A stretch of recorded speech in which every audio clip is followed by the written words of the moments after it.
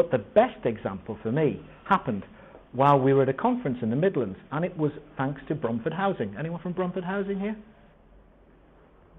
Yeah, they still exist, I take it. Yeah, they're still causing havoc in Wolverhampton. I think they were the last time I was there. And we were all at a Service Excellence conference together. And somebody was explaining research about the British workplace. And this lady on the stage made an interesting comment. She asked us a question. She said, "Can you tell me, from this wide-ranging research that we've just carried out, what is the most common reason for spontaneous celebration in the British workplace?" Now I'm going to ask you that same question. England winning. Yeah, I think. Yes, I suppose winning would be a start. Yeah. There's rumours that they're getting a new coach after the World Cup. It's the one from Anfield playing that takes Sunderland to away games. You know? You're close. More generally than that. Yeah, yes, I can imagine that. It's when someone leaves. Isn't that interesting? That there could be a contract, in the private sector that secures 3,000 jobs for the next 10 years. Oh yeah, whatever, Or it could be, we've won a charter mark, or we've been recognised for excellence, or the franchise has been extended, or we've had some, a government minister praise us to the skies in the Guardian, rather than in the Mail or something like that, And we're all feeling really brilliant. You think, yeah, fantastic, wonderful. But actually, it's not. It's when someone leaves. And rather than the two thoughts, the person on my left from Bromford Housing, and there was a person on my right from a server hosting company who sat to my right, and they both took that phrase away. The Bromford Housing person gave me a shout a few weeks later and said, "Come and have a look at what we've done." Because they both thought the same thing. We celebrate when people leave. What would happen in a world if we celebrated when people arrived? Now this is that threat I was saying before about, imagine how many people here run the organisation that they work for.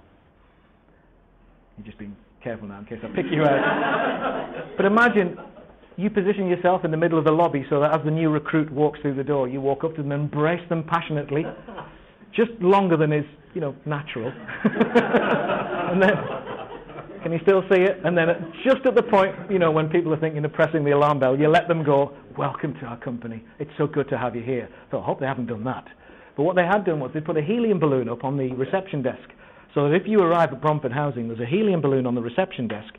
If you're a member of staff, you then search out the corresponding helium balloon in their offices, and when you find it, the person at that desk is a new recruit. So you introduce yourself, you welcome them, you give them your card. "This is if you need any help from me, this is what I do, this is where I work." And then the new recruit reaches down and gets a huge handful of sweets out of the Quality Street tin that's been put under the desk for that purpose and gives them to the new recruit. A bit cheesy. But it makes a point. The funniest bit is when you see the photographs of the new recruits. They look like condemned people.